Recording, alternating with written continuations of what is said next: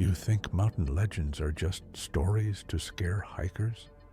Then you've never heard of Mount Shirasaki, Japan, at White Death Mountain, where over 50 travelers have vanished since 1967, each leaving behind one strange clue: their shoes neatly placed at the trail as entrance, as if they chose to walk barefoot into the mist. The locals blame it on exhaustion or wild animals, but those who've been near the summit whisper a single name with trembling lips: Yamamba. They say she still roams there, smiling like a grandmother, her teeth sharper than knives. Our story begins with Aiko Mori, a travel vlogger obsessed with uncovering real yokai myths. She wasn't like the others chasing clicks. She believed in energy, in spirits that lingered in places where suffering never ended. When she found an old journal belonging to a missing hiker named Kenji Tanaka, detailing a night spent in a hut with a mysterious old woman, she decided she had to find that hut to prove the myth true or die trying. Her friends warned her it was suicide, but she laughed, packed her camera, and headed up Mount Shirasaki alone, streaming everything live. The first hour of her footage was peaceful. Autumn leaves, her laughter, soft music in her earbuds. Then the fog rolled in. The world grew quieter, the forest too still. At exactly 5:44 p.m., her viewers noticed something behind her. A figure, half hidden among the trees, hunched, draped in tattered robes. "Grandma?"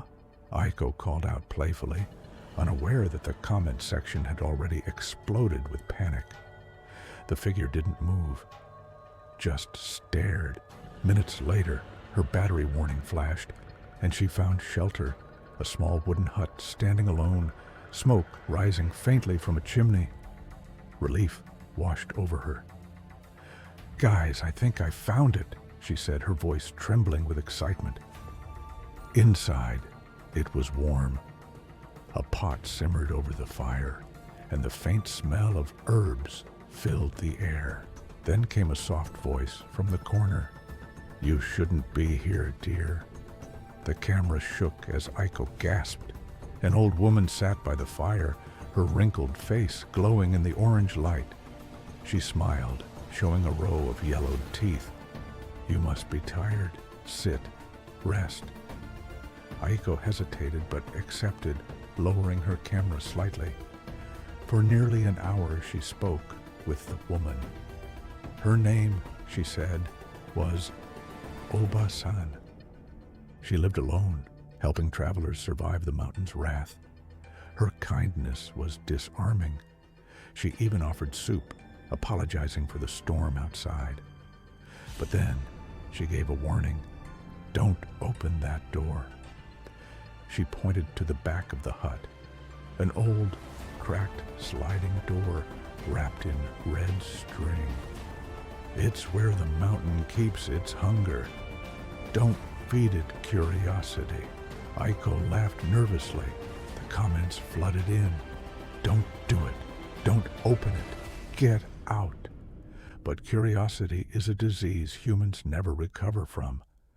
When Oba-san stepped out to gather wood, Aiko whispered to her chat, "I have to see what's inside." She set her camera down and crept toward the door. The moment she touched the handle, the air grew heavy. The fire dimmed. She slid it open just an inch and froze. The camera caught only her reflection in the glass window, her eyes widening in horror. Then she screamed. The stream went black. For 2 days, the channel stayed silent.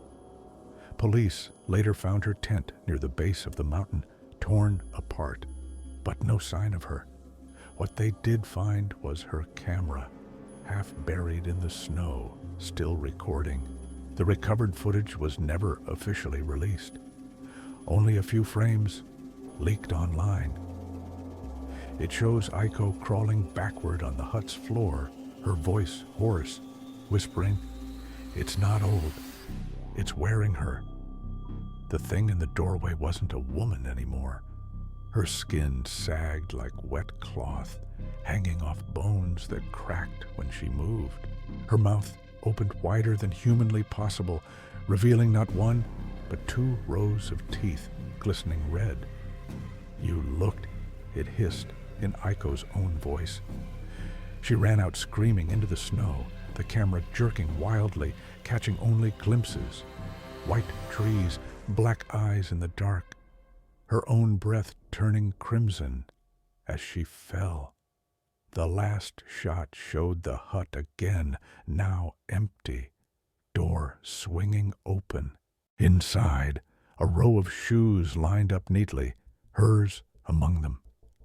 The forest was silent except for the faint sound of a lullaby humming from somewhere deep within. Authorities dismissed it all as a hoax, but the locals know better. They say every year on Halloween night, when the fog is thickest, a light flickers near the ridge, a warm orange glow like a fire in a window. Hikers who follow it always say the same thing. They see a sweet old woman waving from the doorway, inviting them in from the cold. Some swear they smell soup cooking, hear her voice calling, "Come, child, rest." And if they're foolish enough to enter, they never walk back down. The strangest part. In 2023, a rescue team found a brand new hut near the summit, one that hadn't been there before. Inside, they found dried herbs, a simmering pot, and a small wooden bowl filled with fresh snow that had melted into clear water. Floating inside that water was a single piece of red string. The old stories say the Amamba doesn't kill out of anger. She feeds out of loneliness, pretending to be what we trust most: a mother, a grandmother, a kind old soul. She offers comfort before she devours you. The last line of Kenji S. recovered journal said it best. She waits for storms. That S when the lost come looking for warmth. So, if you ever hike the mountains of Japan and a storm begins to brew, don't accept shelter from anyone you meet, no matter how kind, no matter how cold you are. Because the Yamamba isn't a story. She's patience wearing a smile, and she's still hungry.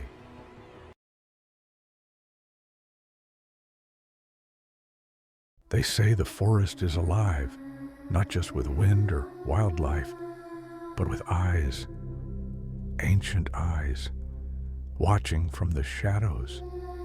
What if those whispers in the woods aren't just your imagination, but something that's been guarding the forest long before we ever walked it? The story begins in the summer of 2007, when environmental researcher Dr. Elias Warren and his small team from the University of Bucharest entered the Blackwood Forest, an untouched stretch of land near the Carpathian Mountains. The goal was simple: document the biodiversity of the ancient woodland before government logging permits opened the area for deforestation. Locals had warned them not to enter. "The woods don't like strangers," said an old man at the last village before the tree line. He spoke in broken English, but his tone was clear, fearful, pleading. At night, the forest breathes. Don't stay when it starts. Of course, Elias laughed. He'd been in jungles and mountains across the world.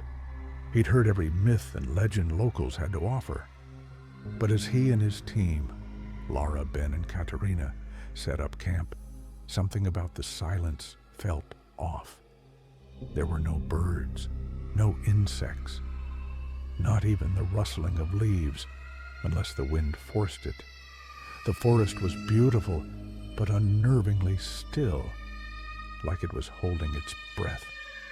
that night, as they sat by the fire, they noticed it, faint creaking, deep within the trees, almost rhythmic. Lara said it sounded like something walking.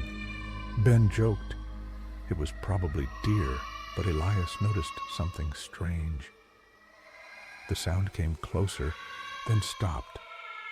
Right at the edge of their firelight, when they shone their torches, there was nothing. The forest swallowed the light. The next morning, Elias began exploring. The deeper he went, the more he realized how old the forest really was. Trees as thick as towers, roots like walls, the air damp and heavy. But it wasn't until he found the stones that he began to believe the legends. Hidden among the roots were tall, weathered stones covered in carvings, eyes, hands, and human-like figures bowing beneath tree branches. He documented everything, sending photos to the university. But when he showed them to a local historian in town, the man grew pale. "These are Zarnavi stones," he said, "from before Christianity reached these lands. They mark sacred ground, a pact between man and the forest." According to ancient folklore, early tribes believed the woods had guardians, entities neither gods nor demons, tasked with protecting the balance of nature. They were said to be old as the soil itself. People called them the Hollow Ones, because when they took human form, they appeared tall and thin, with faces like carved bark and eyes that glowed faintly in the dark. In the 1400s, villagers would leave offerings, milk, salt, or the blood of small animals, to keep the Hollow Ones calm. But if someone entered the forest without permission, it was said the guardians would mark them. The marked would never leave the forest whole again. Elias dismissed it as myth until the second night. It started with whispers, not human, not animal, just faint, unintelligible murmurs circling the camp. The team thought it was wind tunneling through the trees, but the words formed patterns, syllables, almost like language.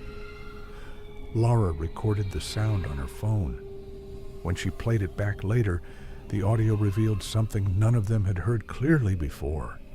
A deep, guttural voice repeating the same phrase in an old dialect. Katerina, who studied folklore, translated it after hours of research. It said, "Leave what you took, leave or be taken." That is when they realized Ben had pocketed one of the carved stones from the roots earlier that day. Elias forced him to return it, half as a joke, half out of superstition. But when Ben went back alone, he didn't return. They found him at dawn, standing in the middle of a clearing, barefoot, eyes wide open, mumbling the same phrase, "Leave or be taken." He was alive, but unresponsive, as if his mind had been emptied. His palms were raw, covered in splinters, as though he had been clawing at the trees all night. The forest around him looked changed. Trees had shifted slightly, bending inward like ribs forming a cage. That was the night Elias stopped laughing at the stories. The team tried to leave, but every path out led them back to the same clearing. Their compass spun wildly, their GPS malfunctioned, and the signal was gone. It was as if the forest itself had rearranged. Lara began to panic, swearing she saw movement between the trees, tall, shadowy figures watching from afar. She said they weren't walking, just standing, perfectly still. When Elias checked, there was nothing. That night, it rained. The fire sputtered out, and the forest came alive with sound, cracking branches, heavy footsteps, and that same whispering chorus rising from all directions. Elias turned on his flashlight and caught a glimpse of something that still haunts him to this day. A face pressed against the bark of a tree, human in shape, but made of wood, its eyes hollow, but glowing faintly from within. When he blinked, it was gone. By morning, Lara was missing. In her tent, they found claw marks, deep, uneven, as though someone or something had dragged her out. There was no blood, no struggle, just her necklace tangled around a root outside. Elias and Katerina were the only ones left. They followed what they thought was the path back to the road, but the forest seemed endless. The air grew heavier, harder to breathe. Then they saw the carvings again, but this time the stones had changed. New symbols had been added overnight. 2 more human figures etched beneath the trees. Their figures. Only one of them ever made it out. 3 weeks later, a local search party found Dr. Elias Warren wandering near the edge of the forest, barefoot, clothes torn, dehydrated but alive. When they asked what happened, he refused to speak. His medical report noted extreme psychological trauma and signs of exposure, but no memory of how he survived. He never returned to academia. In his final interview years later, Elias said only one thing worth remembering. The forest remembers everything you take, and it always takes something back. When journalists revisited the Blackwood site, they found no trace of the camp, only the old stones, half buried under moss. But one stood taller than the rest, freshly carved, depicting a human figure with hollow eyes standing between 2 trees. Maybe these stories weren't just myths. Maybe they were warnings. For centuries, humans believed the forest had guardians, not kind spirits, but ancient watchers ensuring balance. And maybe, after all this time, they're still there, waiting for us to forget the old rules.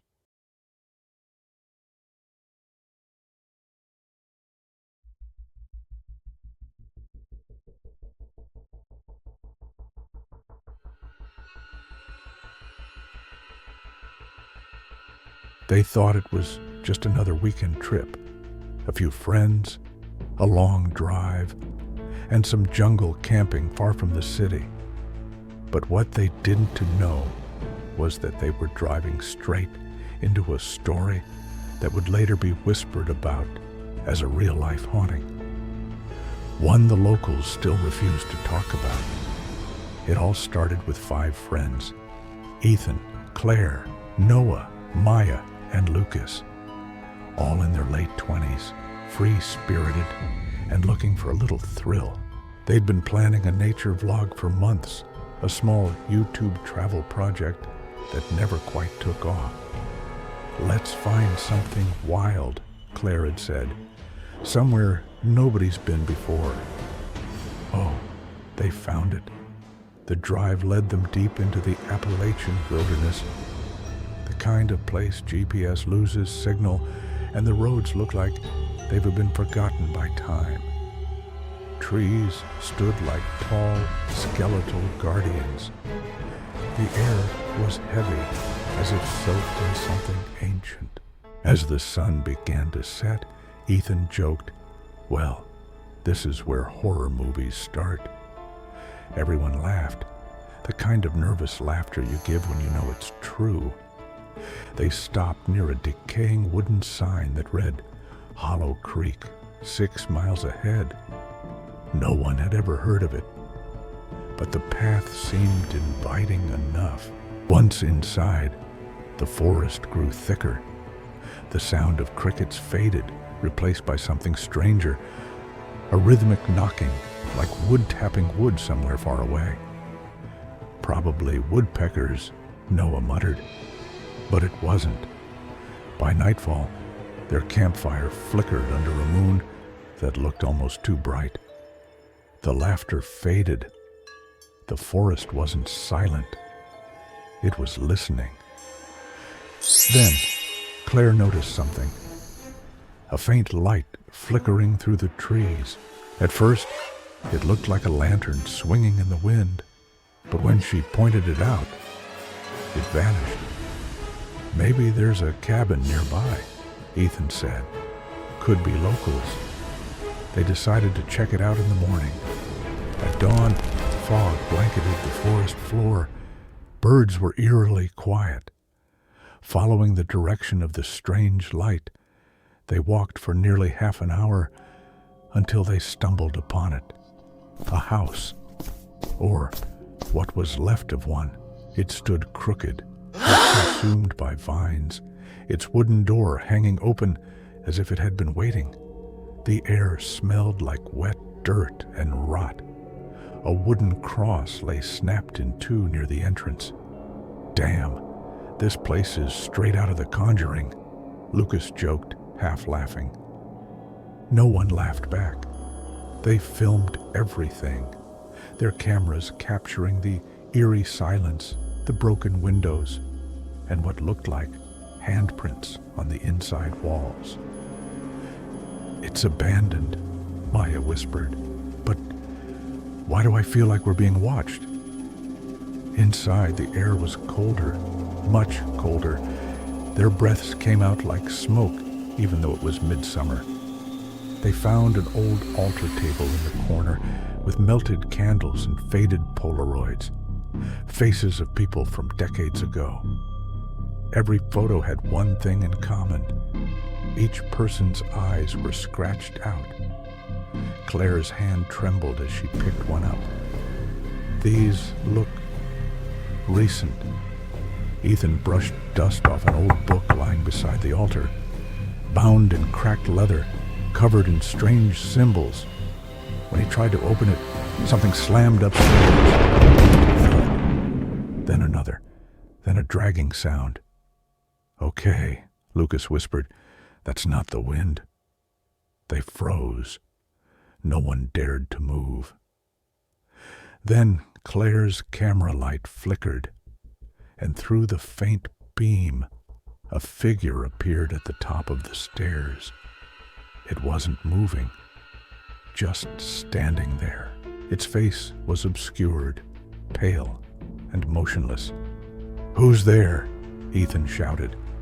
No reply, just a whisper, so faint it barely reached them. "You shouldn't have come." The figure vanished. They bolted out of the house, running until their lungs burned. Finally stopped. Maya noticed something. Lucas wasn't with them. They screamed his name until their voices cracked, but the forest only echoed them back. Ethan wanted to go back, but the others refused. They waited by the fire the whole night. At 3:12 a.m., they heard footsteps approaching. It was Lucas, or at least it looked like him. His eyes were glazed over, his clothes were torn, and in his hand he held the leather-bound book. "Lucas," Claire whispered, "what happened to you?" He didn't answer. He just smiled, a slow, unnatural grin, and muttered something in a voice that didn't sound human. "It's awake now." Then he collapsed. When he came to, he didn't remember anything, but something was wrong. His reflection in the mirror behind him, it didn't move with him. As night fell again, they decided to leave, but every direction they took led them back to the same clearing, the house. Always the house. Maya began to panic. "It's like it's pulling us back." The air grew heavy. The forest seemed alive. Words they couldn't understand. The book in Lucas's bag began to bleed. A dark, viscous liquid seeping through the cover. Then A voice echoed through the trees. "Finish the rite." Ethan grabbed the book and threw it into the fire. The flames roared blue, and the ground shook. In the chaos, Claire screamed. Her body lifted off the ground, suspended as unseen hands wrapped around her throat. Ethan tried to pull her down, but she was flung across the clearing. Her head hit a rock. Silence followed. The fire dimmed. The forest went still again. Lucas stared blankly at her lifeless body and whispered, "It wanted one of us." Then he began laughing, uncontrollably, hysterically. His eyes rolled back as he muttered, "It's not done yet." Noah and Maya dragged Ethan away, leaving Lucas behind, his laughter echoing into the night. By sunrise, only 3 remained. They followed the road, any road, until they finally reached a ranger's cabin. The officer who found them said they were pale, shaking, and covered in ash. When they led the rangers back to the site, there was no house, just an empty clearing. But they found something buried under the dirt, the Polaroids, and among them, a new one, a picture of Claire, taken the night she died. Ethan and Maya tried to move on, but nightmares plagued them for months. Noah disappeared a week later, his apartment door locked from the inside, the same old book lying on his bed. Authorities never found Lucas. Some say he never left that jungle. Others whisper that he became part of it. As for Ethan, years later, he was interviewed for a podcast about real hauntings.